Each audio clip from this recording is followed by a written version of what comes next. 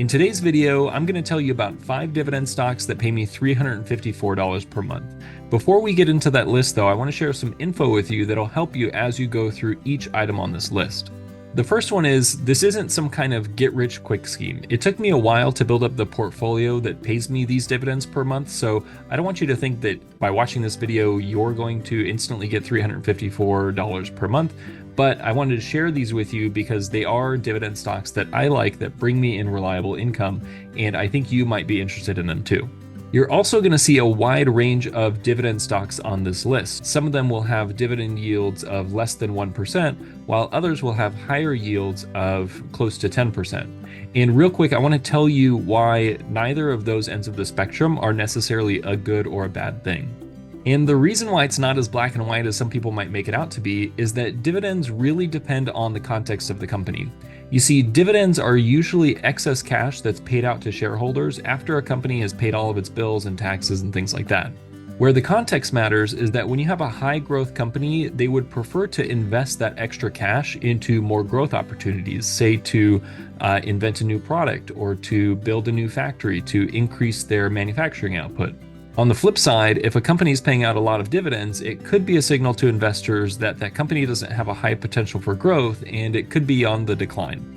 Of course, dividends and corporate strategy are a lot more complex than that, but I just wanted to give you that quick overview to make it pretty clear that just because a company has a low dividend, that's not necessarily a bad thing. And just because a company has a high dividend, that's also not necessarily a bad thing. It's also not necessarily a good thing. It all comes down to the context of the company. So with that out of the way, let's get into this list, starting with number 1, which is Apple Computer.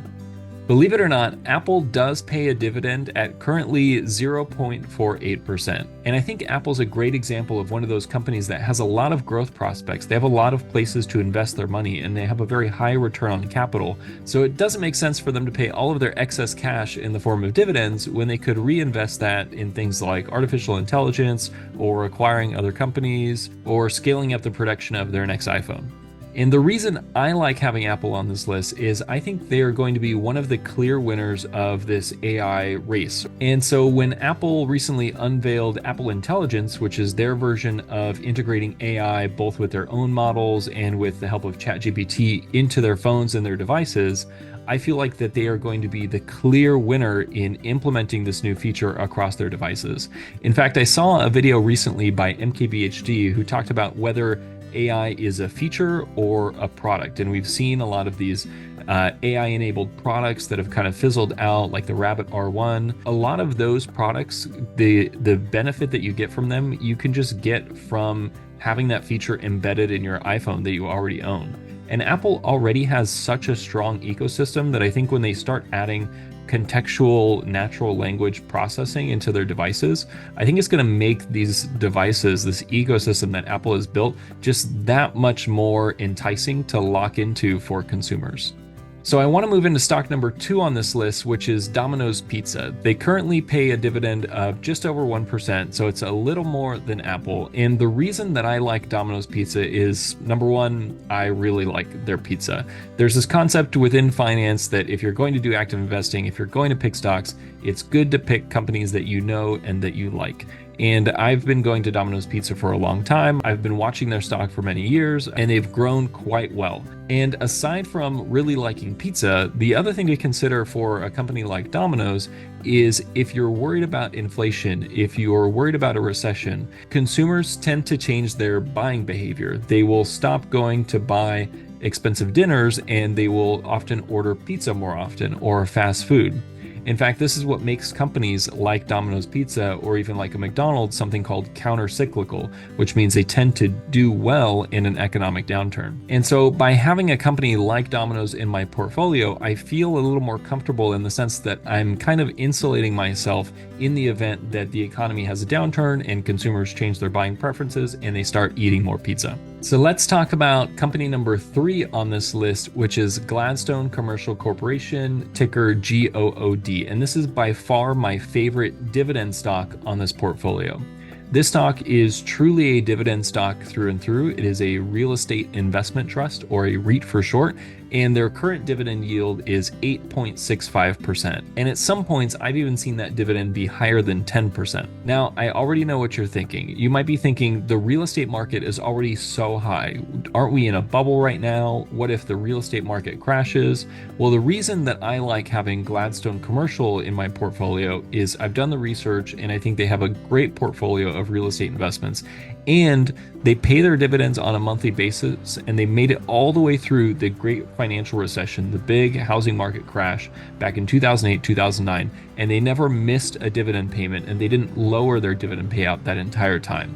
That to me was a testament of the quality of their portfolio and their ability to continue managing the business throughout a big recession like that.